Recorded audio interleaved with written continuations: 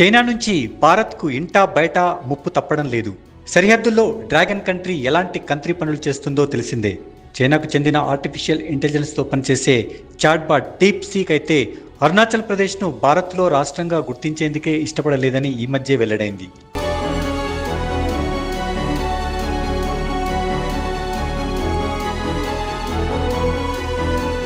అందుకే దీనిపై అప్రమత్తంగా ఉండాలని కేంద్రం ఇప్పటికే అలర్ట్ చేసింది.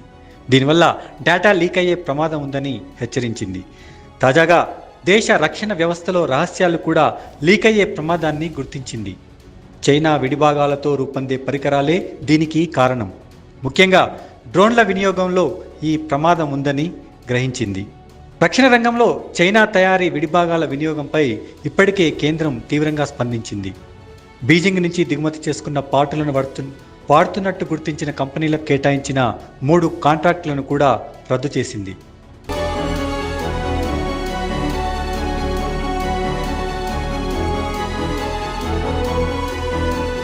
సాయుధ దళాల రవాణా అవసరాల కోసం దాదాపు 400 డ్రోన్లను తయారు చేయాల్సి ఉంది. ఈ డ్రోన్లలో చైనా విడిభాగాలు, ఎలక్ట్రానిక్స్ వాడకుండా పర్యవేక్షించేందుకు ఓ ప్రత్యేక వ్యవస్థను కూడా ఏర్పాటు చేసింది. ఈ రద్దు చేసిన కాంట్రాక్టులో 200 మీడియం ఆల్టిట్యూడ్ డ్రోన్లు, 100 హెవీ వెయిట్ లాజిస్టిక్ డ్రోన్స్ ఉన్నాయి. వీటి మొత్తం విలువ దాదాపు 230 కోట్లు.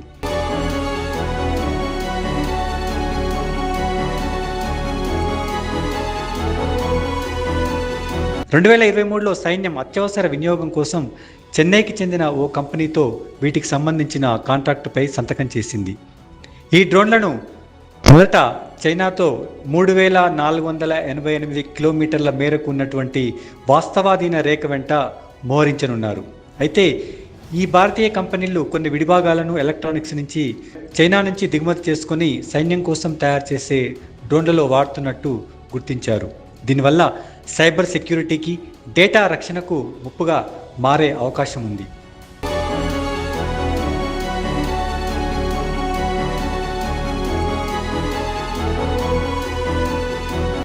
ఈ దళాల కార్యకలాపాల్లో ఏమాత్రం రహస్యం లేకుండా పోతుందని రక్షణ రంగ నిపుణులు భావిస్తున్నారు.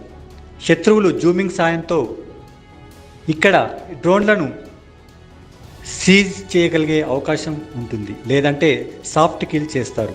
అంతేకాదు వారు వాడే ఎలక్ట్రానిక్స్లో బ్యాక్ డోర్ కూడా ఉండే అవకాశం ఉంది. దీనివల్ల సెక్యూరిటీ ప్రొటెక్షన్లను బైపాస్ చేయగలని కూడా రక్షణ శాఖకు సంబంధించినటువంటి అధికారులు అంటున్నారు.